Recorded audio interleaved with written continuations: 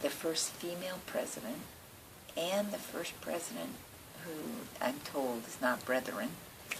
I think that was a big leap of faith to go from, like we say, brethren to Lieberman at the University of Laverne. I think that was a bold, courageous step for the Board of Trustees and for the university. And I think what that did, it just didn't crack a ceiling, a glass ceiling for women, but I think it also demonstrated, without us even realizing it, that this university is committed to such diversity that this is our future. And again, just to stress it, we are majority minority.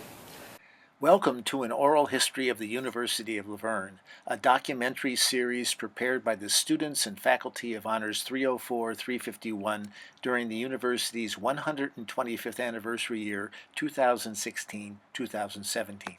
I'm Al Clark, one of the faculty in the course, and I personally created this episode, which focuses on Laverne's present position and its planning for the future. I call this segment Laverne 2020. As I say to every student that I meet, I don't want you just to pick a major. I want you to major in a mission. And then if you understand purpose and mission, and you begin to form that, then you'll select a discipline that will help you achieve that mission. That's what I want for you. So when I was selecting a major,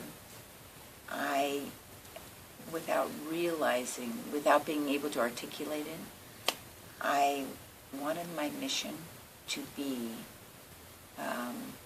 helping or creating or finding ways for people from different cultures to get to yes, to communicate, because I believe that one at a time, people working together across differences to similarities, not becoming the same, not becoming homogeneous, but really appreciating, recognizing their differences, can make the world a better place. I believe that my mission throughout higher education has been to be in an environment where I can help that environment become more intercultural. And I think that between the faculty and the students and the administration that Devorah is leading and the Board of Trustees, I think collectively that group thinks that there are more things right about Laverne than there are wrong. When I came in, one of the first things we did as a campus is we created something called the 2020 Strategic Vision. And it was basically, where do we want to be in 2020? What's going to be needed in the way of jobs? What kind of reputation do we want to have? How do we know that students are learning? What do we want to look like? And so we created as a campus this 2020 Strategic Vision that started the very first meeting with the Board of Trustees. Richard Simpson, who was facilitating it, asked the big questions. Where do you see us in, it was 2011, so in 9 years. And that was the beginning of the 2020 vision. And now we're living that 2020 vision. And what's right about Laverne is really right. And, the things that aren't perfect aren't insurmountable. And I think that's what you see with Devorah. I think that's what you see with the vision that she's put forward, and that it's a living, breathing document that gets referred to, the capital campaign, the buildings that will be coming on this campus, the newer programs around health. Laverne has been able to maintain its quality of feel, yet continually adapt. When I do talk to students, I see positive experience. There are 3 strands to this braid. One is the 2020 vision, and it had 4 areas: educational excellence, financial stability, national recognition, and I think campus culture, and supporting our employees. So we said in 2020, what do we want with educational excellence, facilities and technology, financial stability, national recognition, so in all of these areas. So we said, here's where we want to have the number of students, the programs, etc. So if you look at our Strategic Vision 2020, there are four major goals, and one of the four is enhance the reputation and visibility. So I think probably the most important reorganization and restructure that Deborah Lieberman did on campus as she arrived was that she enlarged enrollment management to Office of Strategic Enrollment Management and Communication. In fall of 2013, a unit that is totally responsible for the recruitment and enrollment and admission and financial aid of all the university student populations, from undergraduate to adult learners to graduate programs and doctoral programs. For the first time, this university has a true enrollment management program. And all of the marketing and publications and image development of the university. Our market is working class, blue-collar family, immigrants, first generation, and we need to be very cautious about our tuition increases over the next few years. And that really puts a lot of pressure on things like classroom size, new program development, looking at how do we deal with super small classes. ULV, people don't know what it means. But on the other hand, I was kind of not sure about calling us University of Laverne, because I was thinking people don't know Laverne. I don't remember exactly at which commencement, but I was sitting on the stage and the commencement speaker called us UNLV. I came home and sent an email to our marketing people and said, from tomorrow on, no ULV. We need to go to Laverne.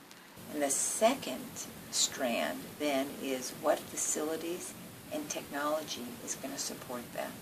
And so we're now in phase one, and the facilities were a parking lot, which is just completed, a new residence hall, a new Center for Spirituality, Interfaith Cooperation, Multicultural Advancement, SIM, and a new academic building that's focused on health and science.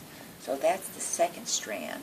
There's a tremendous amount of pressure for large buildings within the university, educational buildings and on-campus residency halls. I know that our president gets it every day, our board of trustees gets it every day, Avo gets it every day, Clyde gets it every day. What are you building a parking structure for when we're here to educate kids? And they hear this every day. But we need to do all of the things, not some of the things. The parking structure would not have been built if the Deborah Lieberman hadn't convinced the university board of directors that this structure absolutely needed to be built. I am Alexis Coria, and I am this year's the Associated Students of the University of Laverne. I cannot express how happy I am to walk through campus and not hear students complaining about not finding parking. The other day I was in class and I heard a student say how she was so excited that she came to class on time and found parking, and the dramatic change from this year and from last. Also, that I love seeing the love for the parking structure on social media. There's some pretty great selfie lighting up there. This is kind of the foundation for us being able to move forward with the phase one of the master plan. New academic building, new residence hall, dining hall, and a center for spirituality, interfaith cooperation, and multicultural advancement. So we've got big plans. There's a new res hall / dining hall that is going under construction in 2017. Between the parking structure and the green belt, which is south of the campus center. We know we are looking to build, in addition to an academic building dedicated to health and sciences, an academic building that is dedicated to multicultural center, the historic values of the university, and a center for spirituality that would include some sacred space that would be appropriate for different religions. And so I think it's important to recognize, as the academic building comes in several years down the road, it will wipe out the chapel that currently exists. And I don't think our alumni and many of our donors would, I think they would fear for the future of Laverne if they just saw the symbolism of we're taking away the chapel.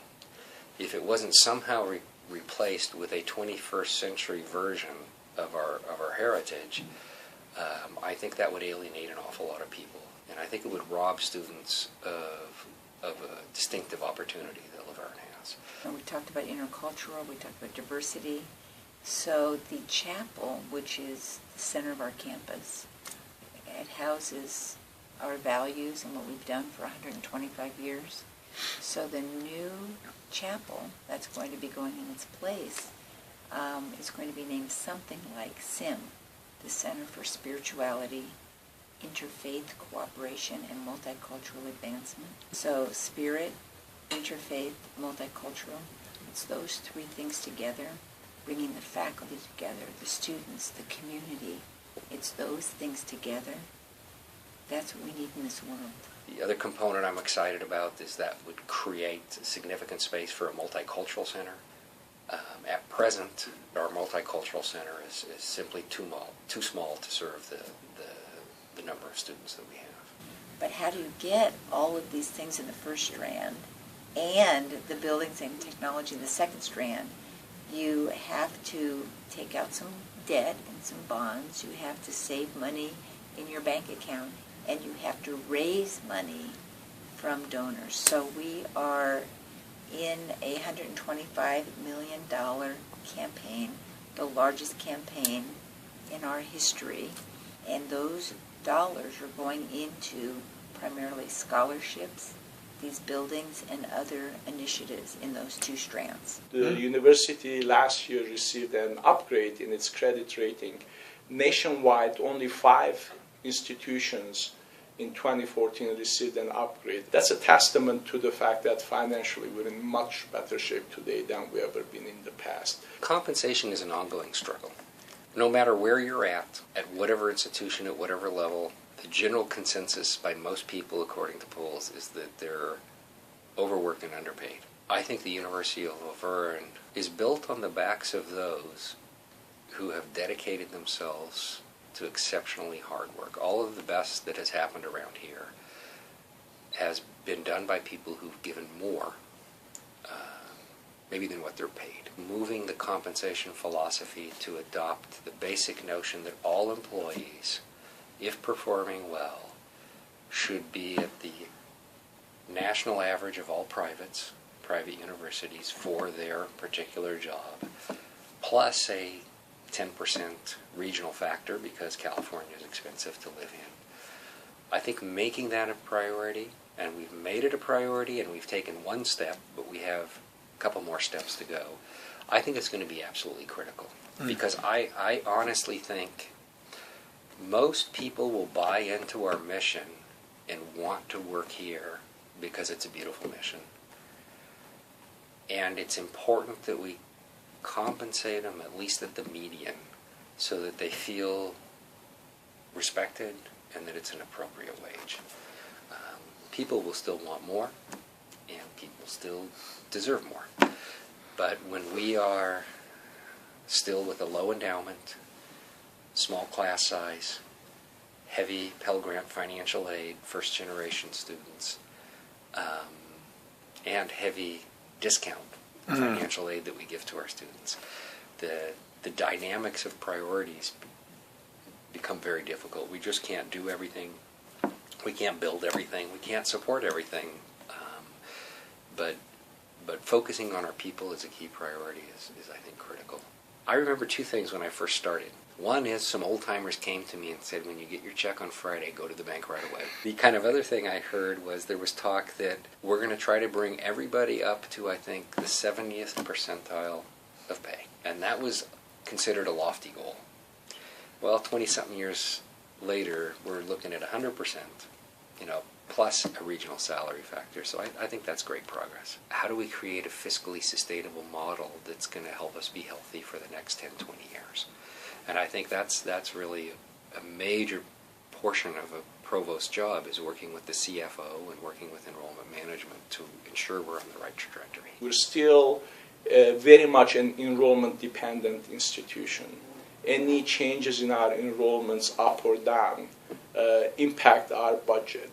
Currently, about 98-99% of our gross revenue comes from enrollments, tuition, room and board. And we need to change that. We need to find alternative revenue sources. The comprehensive campaign will probably help. Auxiliary services, room and board, building more residence halls will probably help.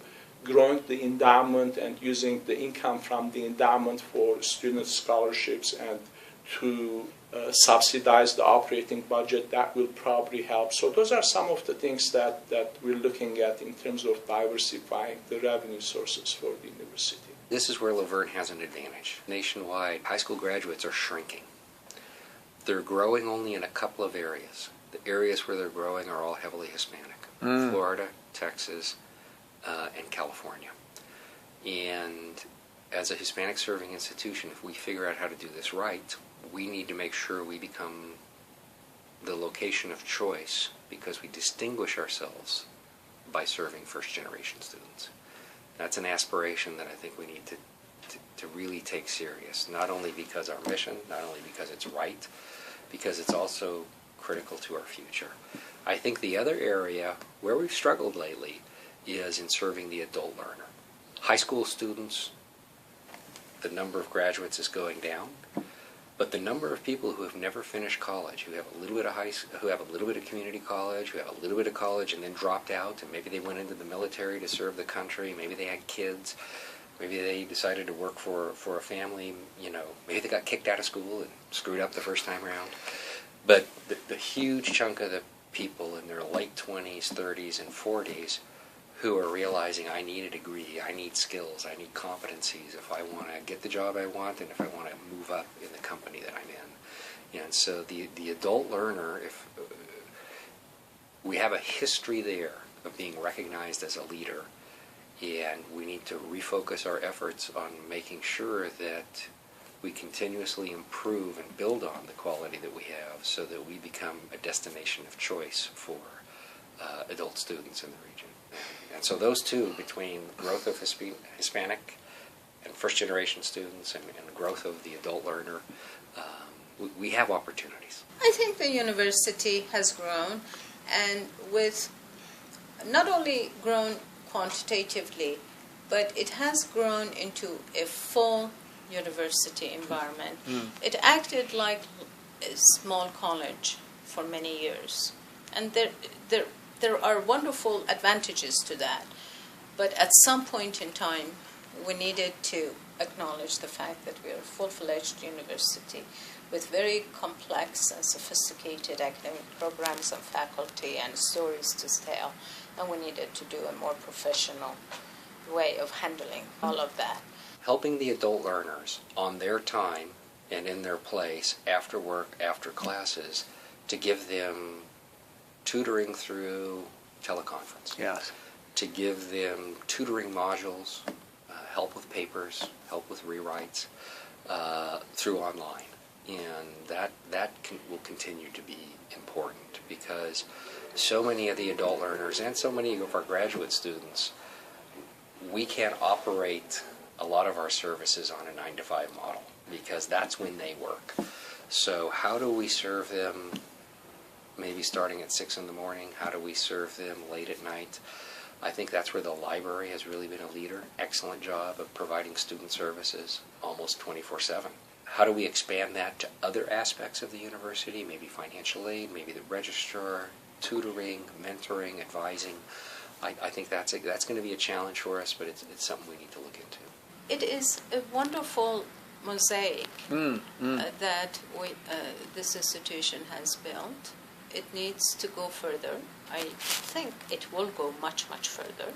Higher education is not going to be an easy terrain for the next 20 years. It's not going to end this century in the same shape and form. That is for sure. It's going to change dramatically. But I know for a fact that because of the work that has been done here, this institution will be in the middle of leading that change, not behind it, not being passed by it. Because the faculty are now energized, they're working together. We have very good deans, we have wonderful provosts, we have wonderful president. Let's have a great 125th anniversary. We're not 125 years old, we're 125 years bold. This year is our 125th anniversary, so 1891, happy anniversary. We truly are standing on the shoulders of giants. Where we are today is because of 65,000 alumni and all the faculty and the staff, and where we're going to be in 125 years.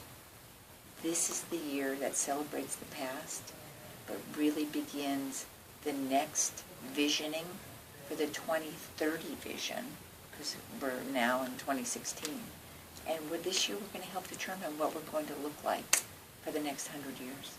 And I'm so excited, and I am so honored to be a part of this.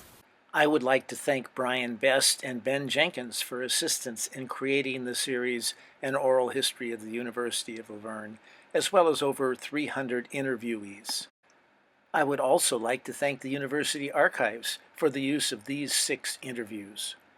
Finally, I'd like to acknowledge that some of the illustrations used in this documentary came from the websites of the Hispanic Association of Colleges and Universities and of the University of La Verne. Congratulations on your 125 years, University of La Verne.